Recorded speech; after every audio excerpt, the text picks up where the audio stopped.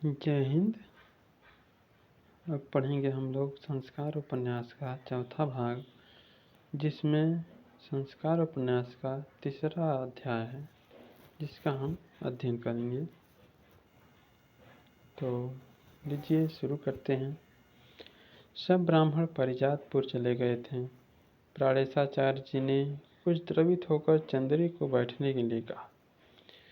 फिर अपने खाने के कमरे में आए, जहाँ उनकी पत्नी सोई हुई थी। देखो तो चंद्री का हृदय कितना साफ है, कहते हुए उन्होंने चंद्री के द्वारा गहने उतार कर देने तथा उससे पैदा होने वाली नई समस्या के बारे में पत्नी को बतलाया। इसके बाद भोजपत्र के ग्रंथों को खोलकर देखने लगे कि इस बारे में धर्मशास्त्र क्या कहता है। हमेशा से ही यह नारड़प्पा उनके सामने समस्या बनकर खड़ा रहा है।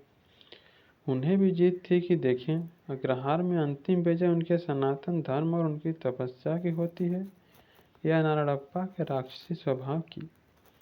जाने शनि की किस दशा से वह उस तरह का बन गया था, यह सोचकर वे दुखी हुए। ईश्वर की कृपा से उसका उद्धार हो, यही कामना करते हुए सप्ताह में 2 बार वे रात का भोजन तक त्याग चुके थे।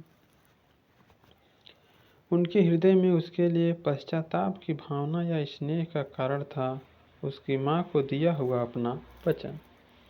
तुम्हारे पुत्र की रक्षा करूँगा, उसे सन्मार्ग पर लाऊंगा। मरणासन बुढ़िया को यह वचन देकर उन्होंने धीरज बंधाया था, किंतु नारड़प्पा सन्मार्ग पर आ नहीं पाया। जिस गरुड़ के पुत्र श्याम और लक्ष्मण के दामाद श्रीपति को उन्होंने शास्त्र पढ़ाए थे, मंत्र कंठस्थ करवाए थे, उसने उन दोनों को उनके प्रभाव से बाहर खींच लिया था। उसी ने घर छोड़कर सेना में भर्ती होने के लिए श्याम को उकसाया था। गरुड़ और लक्ष्मण की शिकायतें सुनकर वे एक दिन उसके पास गए थे। वह गद्दी पर सो रहा था। उन्हें देखकर वह उठ खड़ा हुआ और उनके प्रति सम्मान दर्शाया, किंतु जब उसके हित की बात कहने लगे तो उल्टी सुल्टी बातें करने लगा। ब्राह्मण धर्म की निंदा करने लगा। अब आपका शास्त्र धर्म नहीं चलेगा, आगे आएगा कांग्रेस का राज। अछूतों को देवस्थान में प्रवेश करने का अधिकार आपको देना पड़ेगा। ऐसी अनेक असंबद्ध बातें उसने की। उन्होंने उससे श्रीपति को उसकी पत्नी से अलग न करने का आग्रह किया। तो मैंने क्या किया है, कहकर वह हा हा करके हंस दिया था। जो लड़की सुख नहीं देगी उसके साथ कौन जिंदगी चलाएगा। आचार्य जी सिर्फ बेकाम ब्राह्मणों के सिवा रिश्ते की बात बताकर एक पगली को मेरे गले में बांधना चाह रहे थे ना आप। ब्राह्मण लोग, अपना धर्म अपने पास ही रहने दीजिए, एक बार ही तो जिंदगी मिलती है। मैं चावार का वंशज हूँ। ऋणम कृत्या घृतम पीवे। प्राणेशाचार्य ने उसे समझाया कि यह भौतिक शरीर शाश्वत नहीं है भाई, फिर तुम जो चाहो करो, किंतु इन बच्चों को तो बर्बाद न करो। सुनकर वह हंस दिया। विधवाओं की जायदाद हड़पने वाला, जादू टोना करवाकर दूसरों की बुराई चाहने वाला गरुड़ आपकी दृष्टि में ब्राह्मण है ना, कहकर उसने खिल्ली उड़ाई थी। देखते हैं आचार्य जी, अंत में आप जीतते हैं या मैं। कितने दिन तक आपका ऐसा ब्राह्मणत्व चलेगा। जी में आए तो ब्राह्मणत्व का यह सारा गौरव मैं एक औरत से मिलने वाले सुख पर लुटा दूं। आप अब चले जाइए। ज़्यादा कह सुनकर आपको दुख देने की मेरी इच्छा नहीं है। ऐसे व्यक्ति का जब बहिष्कार किया जा रहा था तब आचार्य ही बीच में आ गए थे। भला क्यों? भय से, पश्चाताप से। अंत में अपने जीतने की जिद उन्होंने क्यों पकड़ ली थी? क्या था उसका अर्थ? किंतु वह अपने कहे के अनुसार जीता रहा और अब मरकर भी मेरे ब्राह्मणत्व की अग्नि परीक्षा ले रहा है। 3 महीने पहले चतुर्दशी की एक शाम को उन्होंने नारड़प्पा को अंतिम बार देखा था। उस दिन वह मुसलमानों के साथ गणेश मंदिर के पास की नदी में भगवान की मछलियों को सभी के सामने पकड़कर ले गया था। शिकायत गरुड़ाचार्य ने आकर की थी। लोगों को विश्वास था कि नदी में पलने खेलने वाली मछलियों को जो पकड़ेगा वो रक्त की कैं करके मर जाएगा। नारायणप्पा ने इस अंधविश्वास की उपेक्षा की थी। प्राणेशाचार्य के मन में भय जागा। सोचा कि नारायणप्पा के ऐसा करने पर शूद्र आदि लोगों के मन में से भी न्याय और धर्म का भय जाता रहेगा। दैवी भय से ही सही, सामान्य जनों में कुछ थोड़ी सी तो धर्म बुद्धि अभी तक बची रही है, अब वह भी नष्ट हो जाएगी तो इस धरती की रक्षा करने की शक्ति तब कहाँ से आएगी। अपना चुप रहना अनुचित जानकर वे तुरंत नारायणप्पा के घर गए और दालान में जाकर उसके सामने खड़े हो गए। शायद उसने पी रखी थी, आंखें लाल हो रही थीं, बाल बिखरे हुए थे। फिर उन्हें देखते ही झट से उठकर उसने अपना मुंह कपड़े से ढांप लिया। सोचा उसका प्रकृति जन्य स्वभाव भूल भुलैया सा है, उसमें घुस बैठने का कोई रास्ता न पाकर कभी कभी आचार्य जी उदासीन हो जाते थे। किंतु यह देखकर कि उसके गर्भ के दैत्य के भीतर इन्हें देखकर भय की कहीं दरार पड़ गई है, उन्हें लगा कि उसके भीतर जैसे कोई सात्विक शक्ति उभर आई हो। उन्हें कुछ आशा बधी। उन्होंने सोचा ज़्यादा बातें करना व्यर्थ होगा। जब तक उनके अंतर की गंगा की सात्विक धारा उसके अंतरतम में भी न बहने लगेगी तब तक वह खुलेगा नहीं।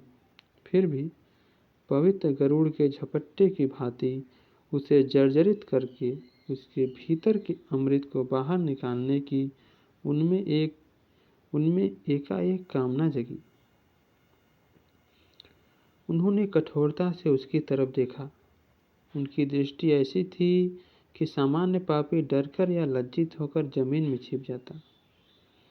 अगर उसकी आंखों से कहीं पश्चाताप की 2 बूंद भी गिर जाए तो बस अपने से 5 वर्ष छोटे नारायणप्पा को भातृभाव से गले लगा लूंगा। इस इच्छा से वे उसकी तरफ देख रहे थे। नारायणप्पा ने सिर नीचा कर लिया। उसे लगा कि अचानक उड़ते हुए शिकारी गरुड़ के पंजे में वो फंस गया है और एक पल के लिए कृमि कीट की भांति निरीह हो गया है। एकाएक प्रभाहीन, मानो कोई बंद द्वार बिना पूर्वाभास के खुल गया हो। नहीं, उसने मुंह पर से कपड़ा हटा लिया और उसे कुर्सी पर फेंक कर ऊंची आवाज में हंसने लगा। बोला, चंद्री बोतल कहाँ है? आचार्य जी को प्रसाद का एक घूंट तो दो। मुंह बंद करो। आचार्य जी का सर्वांग कांपने लगा। नारायणप्पा उनके प्रभाव से निकल चुका था। वे हताश हो उठे। उन्हें लगा कि जैसे सीढ़ियां उतरते हुए उनका पैर अगली सीढ़ी पर न पड़कर फिसल गया है और निचली सीढ़ी पर जा पड़ा है। आहा, आचार्य जी को भी क्रोध आता है। मैंने सोचा था कि काम क्रोध आदि तो हम जैसे सामान्य लोगों के लिए होते हैं। कहते हैं जो काम को जीत लेता है उसका क्रोध नाक के अग्रभाग पर आ जाता है।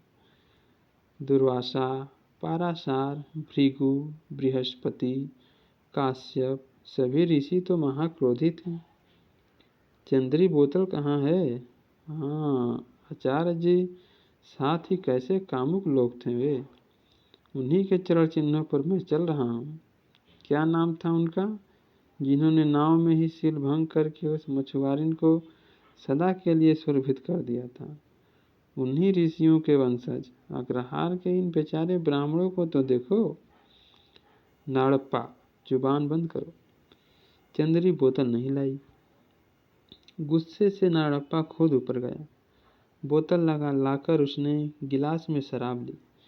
चंद्री ने रोकने की कोशिश की तो उसे एक तरफ धकेल दिया। प्राणेशाचार्य ने आंखें बंद कर ली और लौटने के लिए मुड़े। आचार्य जी, कुछ देर तो रुकिए, नाड़प्पा ने कहा।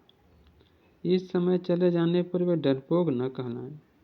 इस भय से प्राणेशाचार्य जी यंत्रवत रुक गए।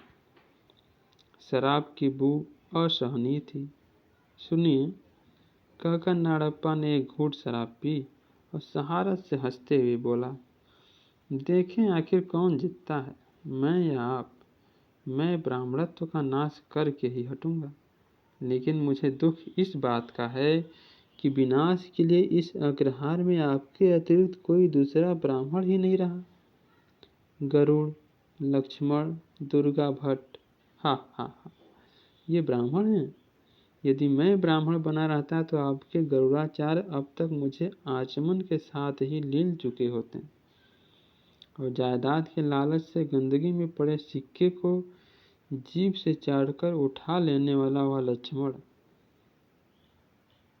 वह अपनी एक और कंकाल सी साली मेरे गले मर चुका होता। चोटी बढ़ाकर, शरीर में भस्म लगाकर, आपके चबूतरे पर बैठकर आपके मुख से मुझे पुराणों की गप्पें सुननी पड़ती। नाड़प्पा ने फिर एक घूंट भरा। आतंकी चंदेरी भीतर खड़ी थी। उसने हाथ जोड़कर इशारे से प्राणेशाचार्य को चले जाने के लिए कहा। प्राणेशाचार्य ने भी सोचा कि इस शराबी से इस हालत में कोई भी बात करना निरर्थक है। आचार्य जी सुनिए, अग्रहार के लोग हमेशा आप ही की बात सुने, ऐसी हठधर्मी क्यों? कभी मेरी भी सुन लीजिए। मैं एक कथा सुनाता हूँ, सुनिए। बहुत पहले एक अग्रहार में एक परम पूज्य आचार्य रहते थे। उनकी पत्नी सदैव रोगग्रस्त रहती थी। स्त्री सुख किसे कहते हैं, इसी कारण वे उससे अनभिज्ञ थे। उनके तेज का एकमात्र कारण था उनकी ख्याति। उनकी कीर्ति दूर दूर तक फैली हुई थी। अग्रहार के शेष ब्राह्मण परम पापी थे। जीभ के स्वादों के वे गुलाम थे, महालालची और हमेशा धन की तलाश में। इस विचार से कि आचार्य के पुण्य से जैसे उनके पाप भी कट जाएंगे, वे पाप करने से बाज नहीं आते थे। इस तरह आचार्य का पुण्य जैसे जैसे बढ़ता गया, वैसे वैसे अग्रहार के ब्राह्मणों के पाप में भी वृद्धि होती गई। एक दिन मजे की घटना घटी, सुन रहे हैं ना आचार्य जी? कथा के अंत में एक शिक्षा भी है। हम जो कर्म करते हैं उसका फल ठीक उसके विपरीत प्राप्त होता है। इस निष्कर्ष को आप अन्य ब्राह्मणों को भी बता दीजिएगा। नाड़प्पा ने फिर कहना शुरू किया। तो मजे की बात यह रही कि उस अग्रहार में एक युवक था। उसकी धर्मपत्नी उसके साथ नहीं सोती थी। उसकी माँ का ऐसा ही हुक्म था। वह युवक उस आचार्य के पुराण आख्यान सुनने के लिए रोज संध्या समय हाजिर होता था। जीवन में कोई अनुभव न होने पर भी पूज्य आचार्य काव्यादि में बड़ा रस लेते थे। एक दिन कालिदास की शकुंतला का वर्णन चल रहा था। स्पर्श मात्र से घबराकर माँ के पास जाकर शिकायत करने वाली पत्नी से वह युवक पूरी तरह से चिढ़ चुका था। आचार्य जी के वर्णन से लगा कि उसकी देह में एक औरत पनप और फैल रही है। उसकी नसों में जैसे लालसा की आग से भभक उठी। आचार्य जी जानते हैं कि यह सब क्या होता है? वह युवक आचार्य के चबूतरे से कूदकर भाग गया। सीधे जाकर नदी के शीतल जल में कूद पड़ा। खुशकिस्मती से वहाँ उस रात पूरी खिली चांदनी में एक अछूत स्त्री स्नान कर रही थी। सौभाग्य से उनकी देह पर पूरे कपड़े भी नहीं थे। देह के जिन अंगों को देखने की उस युवक को चाह थी, वे सब उसके आंखों के सामने विपरीत थे। जिस तरह की मत्स्यगंधा पर आपके ऋषि लोग मोहित हो जाते थे ना, उसी तरह की वह भी थी। उस ब्राह्मण युवक ने समझा कि हो न हो यही शकुंतला है। बस उसने वहीं चंद्रमा को साक्षी रखकर उसके साथ संभोग किया। नाड़प्पा ने आगे कहा, अब आप सोचकर बताइए कि क्या उस आचार्य ने उस गांव के ब्राह्मणों के शील को बर्बाद नहीं किया था? इसीलिए बड़ों ने कहा है कि वेद पुराण पढ़ो, किंतु उनका अर्थ समझने का प्रयत्न मत करो। आप काशी होकर आए हैं ना, आप ही कहिए, ब्राह्मणत्व का नाश किसके द्वारा हुआ? निश्चल होकर प्राणेशाचार्य नाड़प्पा की बातें सुन रहे थे। उनके मन में एक विचार जन्मा, क्या यह मात्र एक शराबी का कथन है? क्या ऐसा संभव है कि उनसे भी इस तरह की भूलें हुई हों? केवल पाप वाक्पटु होता है, पुण्य नहीं। प्राणेशाचार्य ने लंबी सांस छोड़कर कहा, ईश्वर ही तुम पर दया करे। बस आप रस और कामाख्यानों से पूर्ण पुराणों का पाठ करते हैं, किंतु उपदेश देते हैं नीरस जीवन जीने का। लेकिन मेरी बातों का एक ही अर्थ होता है, स्त्री के साथ सो जाने का अर्थ स्त्री के साथ सोना ही होता है। और मछली खाने के लिए कहूँ तो अर्थ मछली खाना ही होता है। मैं आप ब्राह्मणों को यदि कोई सलाह दे सकता हूँ आचार्य जी, तो पहले आप लोग अपनी तन और मन से रुग्णा पत्नियों को नदी में धकेल दीजिए। अपने पुराणों के ऋषियों की तरह जीना सीखिए। मछली की स्वादिष्ट तरी बनाने वाली किसी मत्स्यगंधा सी मछुआरिन को अपनाइए और उसकी बाहों में लिपट कर सोइए। आंखें खुलने पर यदि आपको परमात्मा न दिखाई दें तो मेरा नाम नाड़प्पा नहीं। इतना कहकर उसने आचार्य जी को आंख मारी, गिलास की शराब गटगट कर पी डाली और जोर से एक डकार ली। अपनी रोगग्रस्ता पत्नी पर इस प्रकार व्यंग किए जाने से आचार्य जी ने व्यग्रता से थू नीच कहकर नाड़प्पा को झिड़का और घर लौट गए। उस रात को जाप करने के लिए जब वे बैठे, चंचल चित्त वश में नहीं आ पाया। उन्होंने बार बार ईश्वर कहा और व्यग्र रहे। शाम को पुराणों की कथाओं के बजाय वे केवल नीति कथाएं सुनाते रहे। पुराणों की कथा सुनाने का उनका उत्साह ही जैसे लुप्त हो गया था। अनेक उत्साही बालक जो उनके प्रवचन सुनते वक्त उनकी ओर टकटकी बांधे देखते रहते थे, उन्होंने आना बंद कर दिया। पुण्य बटोरने की आकांक्षा से कथा सुनते सुनते हरि नाम स्मरण करने वाली ऊँगती विधवाएं और बूढ़े लोग ही ज्यादातर श्रोताओं में रह गए। भोजपत्र पर लिखे ग्रंथों का तल्लीन होकर पारायण करते हुए प्राणेशाचार्य जी को अपनी पत्नी की कथा सुनाई दी। उन्हें याद हो आया कि उसे दोपहर की दवा नहीं दी गई थी। पत्नी के सिर को अपनी छाती पर टेक कर उसे उठाया, दवा पिलाई और फिर सो जाने को कहा। वहां से उठकर वे बीच के कमरे में आए। धर्मशास्त्रों में इस दुविधा का कोई निदान नहीं है। उन्होंने सोचा कि मेरे मन में उठी इस शंका का अर्थ क्या है। यह संशय मन में रखे वह उनका पारायण फिर से करने लगे। तो तीसरा अध्याय खत्म हो गया। अब चौथा अध्याय पढ़ते हैं। इधर पारिजातपुर से धूप में तपते और भूख से कुलबुलाते ब्राह्मण लोग लौट आए। सोचा कि संध्या समय घर में कुछ देर आराम कर लें, किंतु वहां उन ब्राह्मणों की पत्नियों ने, विशेष रूप से गरुड़ाचार्य और लक्ष्मणाचार्य जी की पत्नियों ने उन्हें आराम का समय न देकर कांता संहिता शुरू कर दी। गरुड़ाचार्य की एकमात्र संतान और उत्तराधिकारी श्याम घर से भागकर मिलिट्री में भर्ती हो गया था। अग्रहार में इसके अनेक कारण बताए जाते हैं। गरुड़ाचार्य के विरोधी कहते हैं कि पिता की निर्मम पिटाई सहन न कर सकने के कारण वह भाग गया था। जो लोग नाड़प्पा के विरोधी हैं, उनका कहना है कि उसी की प्रेरणा से ही वह मिलिट्री में चला गया। किंतु प्राणेशाचार्य के शिष्यत्व में भी उसका भाग जाना लक्ष्मणाचार्य की दृष्टि में गरुड़ाचार्य द्वारा कराए जादू टोने का ही असर था। हुआ यह कि वही जादू टोना गरुड़ाचार्य पर उलट गया। सृष्टिकर्ता को जलाने पर उतारू भस्मासुर की तरह फल दिखाता है ऐसा जादू टोना जो उसके साधक का नाश कर देता है।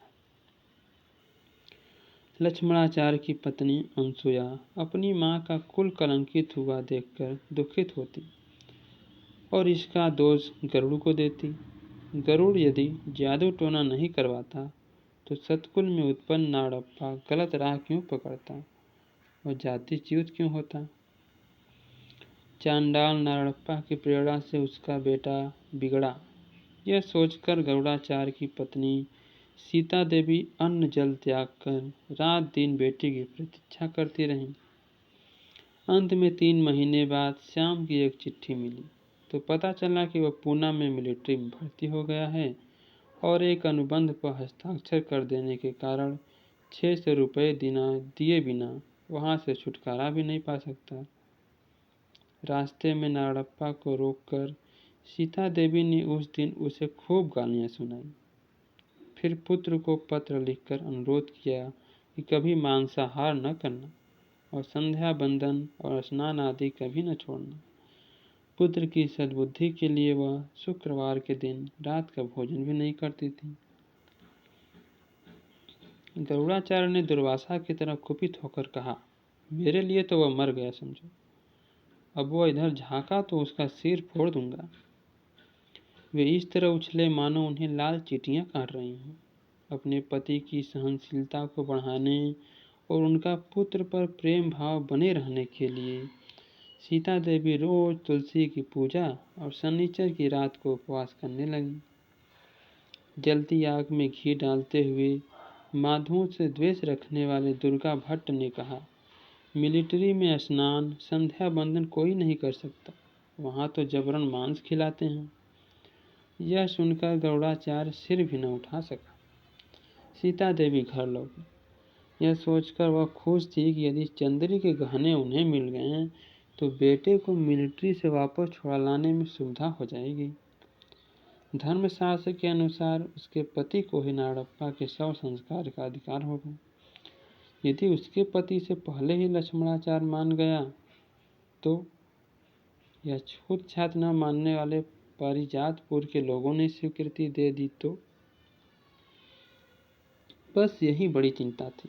उसने हनुमान जी से मनौती मानी कि उसके पति को ही संस्कार का अधिकार मिले। अब उसकी दृष्टि में नाड़प्पा का मांसाहार उतना भयंकर पाप नहीं लग रहा था। कल कहीं अपना बेटा ही लौट आया तो अग्रहार के लोग चुप थोड़े ही रहेंगे, उस पर भी कोई न कोई तोहमत लगाएंगे ही। यदि कहीं उसके पुत्र को ही बहिष्कृत कर दिया गया तो क्या होगा। जब प्राणेशाचार्य के सामने नाड़प्पा को बहिष्कृत करने की समस्या रखी गई थी तो वे तैयार नहीं हुए थे। तब वो उन्हें कोसती थी, किंतु अब उनके प्रति उसके मन में सम्मान की भावना जाग गई। सोचने लगी, वे बड़े दयाशील हैं, उसके पुत्र के सारे पापों को भी निस्संदेह वे क्षमा कर देंगे। गरुड़ाचार्य के घर में पांव धरते ही सीता देवी रोने लगी। गरुड़ाचार्य ने कहा, वह तुम्हारा बेटा तो मेरे लिए मर चुका है, उस दुष्ट की बात न करना। लेकिन पत्नी का सुझाव उन्हें भीतर तक कचोट गया।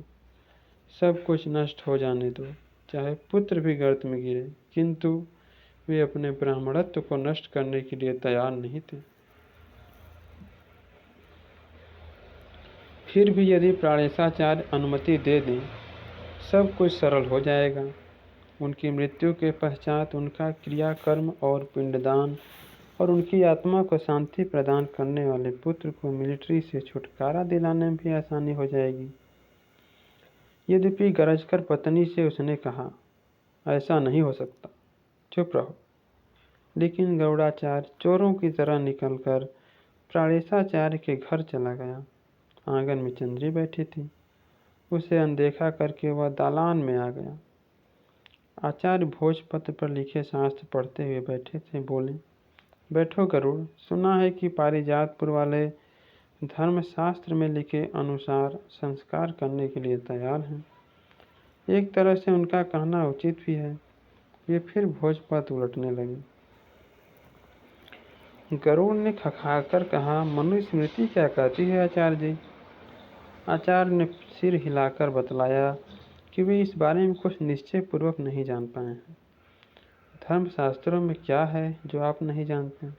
मैं किसी धारणा से यह नहीं पूछ रहा हूँ, क्या मैंने यह नहीं सुन रखा है कि उस दिन टीकाचार्य के मठ में उनके पुण्य जन्म के अवसर पर गुरु जी के सम्मुख बैठकर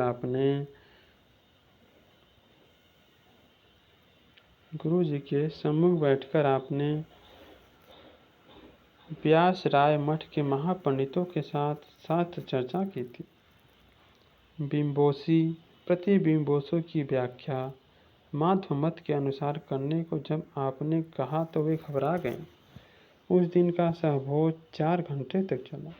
आप यह न समझे कि मैं यही सब आपको याद दिलाने आया हूँ। मैं तो आपके सामने एक गंवार और अनाड़ी मात्र हूँ। अपनी चापलूसी और अपने को फुसलाने के गरुड़ के प्रयत्न से आचार्य जी के मन में घृणा से उत्पन्न हुई। धर्मशास्त्र में क्या है और क्या नहीं है, इस बारे में गरुड़ को कुछ लेना देना नहीं है।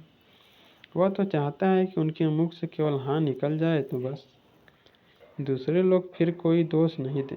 यही कारण है कि वह उनकी इतनी प्रशंसा कर रहा है और इसके सबके पीछे है वह स्वर।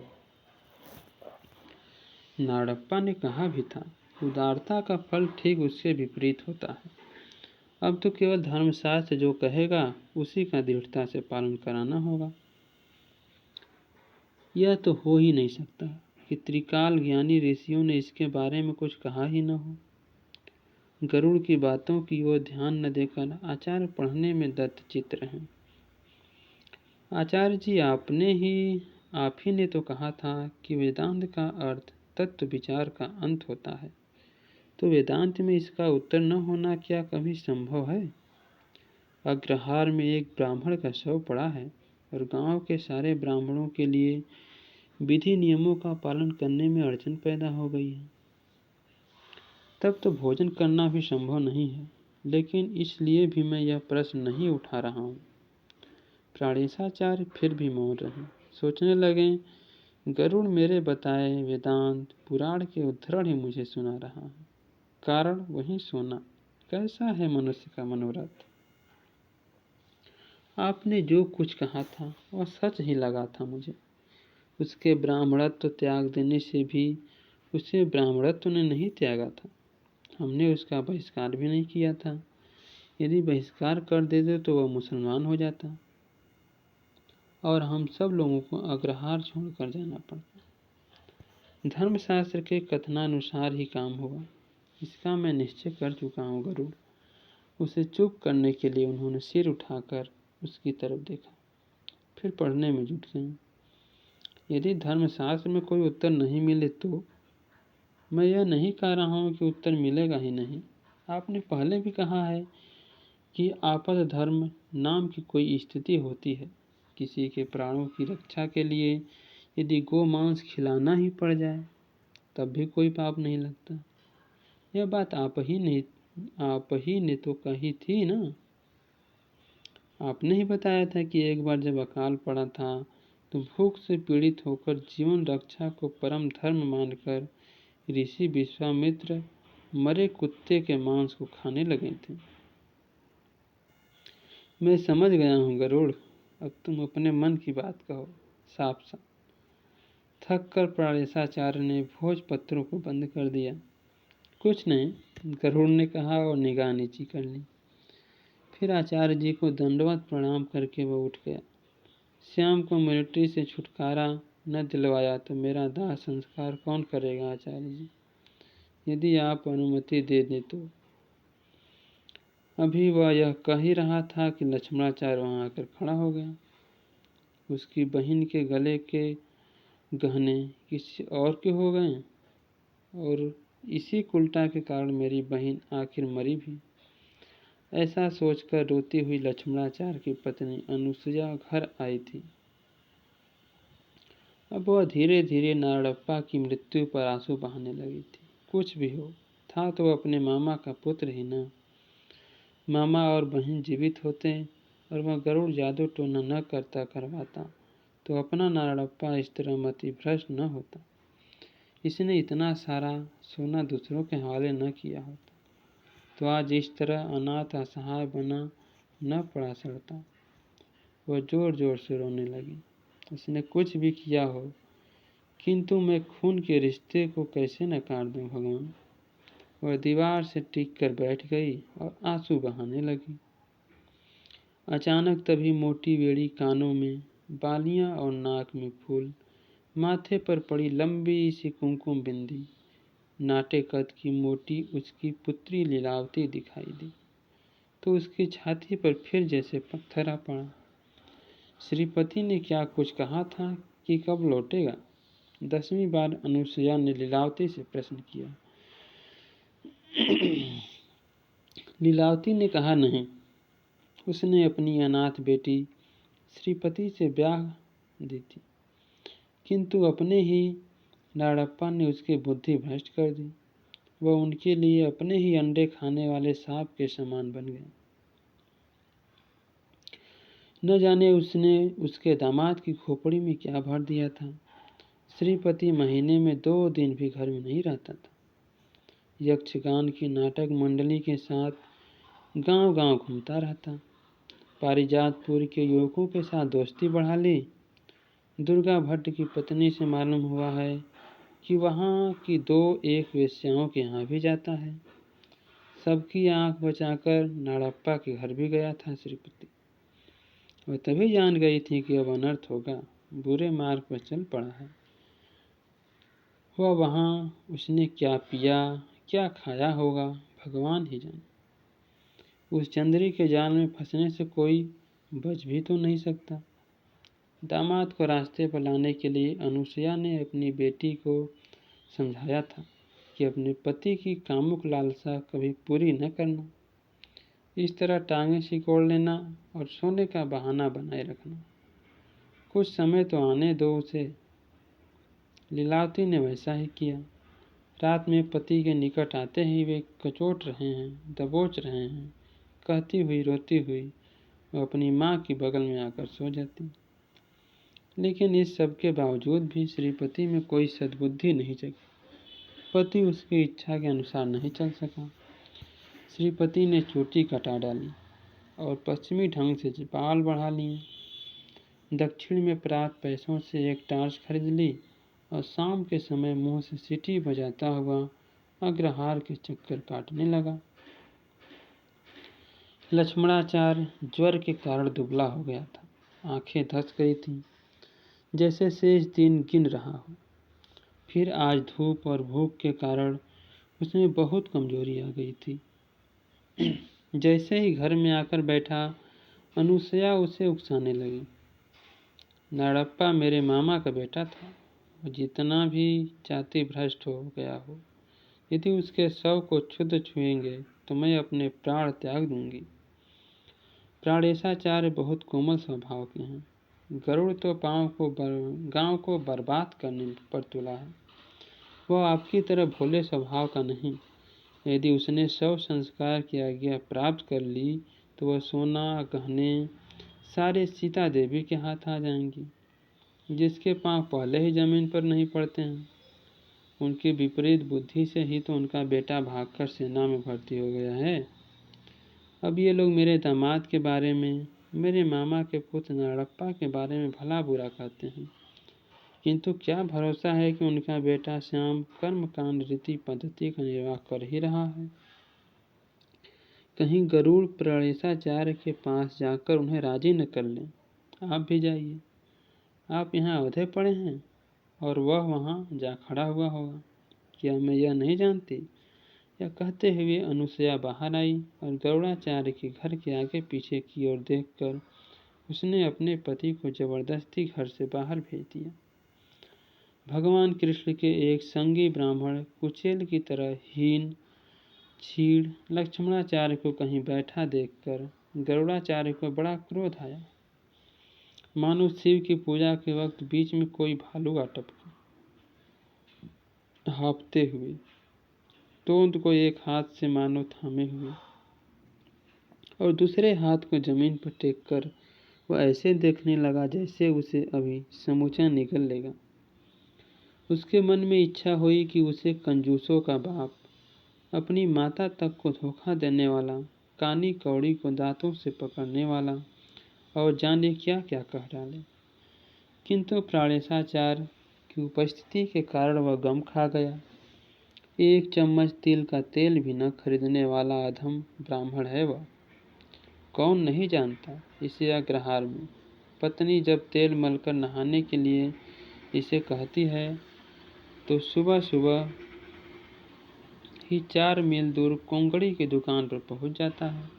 कहता है, कहो कामत, तिल का तेल मंगवाया है या नहीं? माल कैसा है? कीमत क्या है? खराब तो नहीं है? देखूं तो। इतना कहकर 2 चम्मच हथेली में डाल लेता है और सूंघकर कहता है, ठीक है, लेकिन जरा मिलावट लगती है। नया माल आए तो याद रखना, हमें 1 कनस्तर भर खरीदना है। यह कहते हुए तेल सिर में लगा लेता है। फिर मिर्चों की बोरी में हाथ डालकर पूछता है, क्या भाव है इसका? फिर बात करते करते ही मुट्ठी भर मिर्च थैली में डाल लेता है।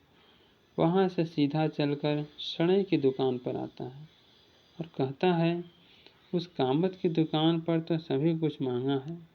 कामत को भला बुरा कहकर फिर 2 चम्मच तिल का तेल और मुट्ठी भर मिर्च उठा लेता है।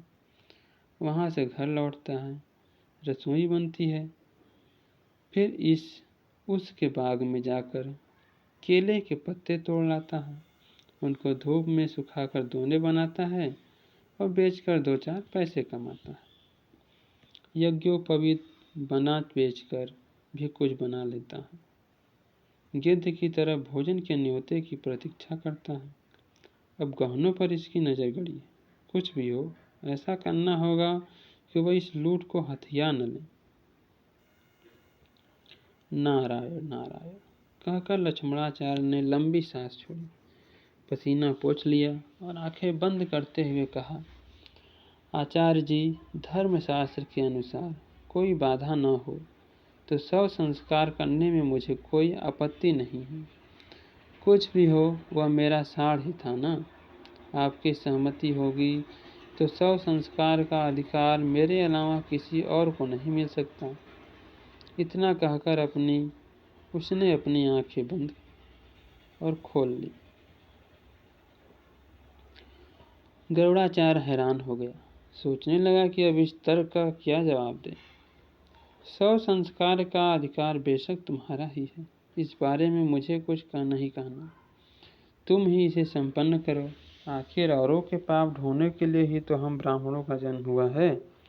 किंतु प्रश्न है गहनों का, वह कोर्ट में दाखिल होने चाहिए या धर्मपीठ के न्याय के अनुसार मुझे मिलने चाहिए। प्राणेशाचार्य क्षुब्ध हो उठे। शव संस्कार की समस्या तो सुलझ भी जाए, किंतु इस सोने की समस्या को सुलझाना आसान नहीं होगा। प्रति क्षण उनकी परेशानियां बढ़ रही हैं। नाड़प्पा द्वारा पैदा की गई समस्या में वामनावतार के कदमों की तरह वृद्धि हो रही है, जिसने तीसरे पग में ही ब्रह्मांड को नाप लिया था। उसी समय बेचारे दासाचार्य के नेतृत्व में दूसरे ब्राह्मण भी आकर जमा हो गए। आचार्य जी, दासाचार्य ने अपने पेट पर ऐसे हाथ फेरते हुए कहा जैसे कोई माँ अपने रूठे बच्चे को प्यार करे, मेरा स्वास्थ्य ठीक नहीं है। आप जानते ही हैं, भोजन न करूं तो मेरी जान को खतरा है। आप कोई न कोई राह सुझाएं या यह बताएं कि इस विपदा में करना क्या चाहिए। अग्रहार में शव पड़ा रहे तो हम भोजन कर सकते हैं कि नहीं? और फिर ये गर्मी के दिन है, एक ही दिन में शव बदबू मारने लगेगा। मेरा घर उसके घर के निकट है, यह किसी के लिए भी ठीक नहीं है। समूचे अग्रहार के हित की दृष्टि से लक्ष्मणाचार्य और गरुड़ाचार्य दोनों को परस्पर कोई समझौता कर लेना चाहिए। उसने चारों ओर देखा।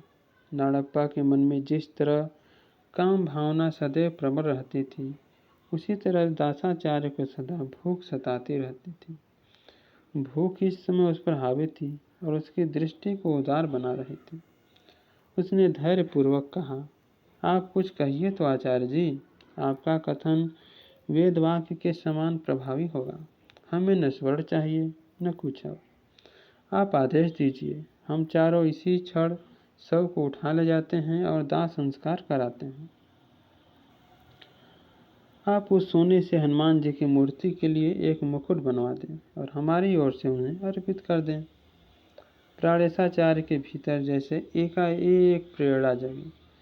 यद्यपि गरुड़ाचार्य और लक्ष्मणाचार्य हतोत्साह दिखे। गरुड़ाचार्य सोच रहा था कि क्या कुछ कहना ठीक रहेगा। हनुमान जी के लिए सोना देने की दासाचार्य की बात का विरोध करना तो पाप समझा जाएगा। किसी के चाहने न चाहने से क्या हो सकता है। धर्मशास्त्र में जो लिखा है आचार्य को वही कहना। आचार्य जी कुछ न कुछ राह जरूर ढूंढ निकालेंगे। और कहीं गुरु जी ने उस राह को गलत कह दिया तो हम लोगों की दशा क्या होगी। हमें यह भी देखना चाहिए कि आचार्य जी की ख्याति पर किसी तरह का भी दाग न आए। पारिजातपुर के ब्राह्मण जिस तरह नजरों से गिर गए हैं उच्च जाति के ब्राह्मणों से। गरुड़ाचार्य ने धीरे धीरे हंसते हुए दासाचार्य की बातों से सहमति जताने के ढंग से कहा। सुनकर लक्ष्मणाचार्य को भी जिसे इस ढंग से बात करना नहीं आता था खुशी हुई। अब आप सब लोग घर जाइए, मैं आज रात इसका उत्तर जरूर ढूंढ निकालूंगा, चाहे मुझे धर्मशास्त्र का पन्ना पन्ना देख जाना पड़े। प्राणेशाचार्य ने बहुत थकान भरी आवाज में कहा। संध्या हुई, किंतु आचार्य ने न तो संध्या बंदन ही किया और न ही भोजन। उद्विग्न और आंदोलित होकर प्राणेशाचार्य भीतर से बाहर और बाहर से भीतर चक्कर लगाने लगे। आंगन में चंद्री बैठी थी, उससे अंदर आकर बैठ जाने के लिए कहा। वे पत्नी को शिशु की भांति दोनों हाथों से पिछवाड़े उठा ले गए और पेशाब करवाया, फिर दवा पिलाई और उसे बिस्तर पर लिटा दिया। दालान में आकर कंदील की रोशनी में फिर से पोथियों के पन्ने उलटने लगे।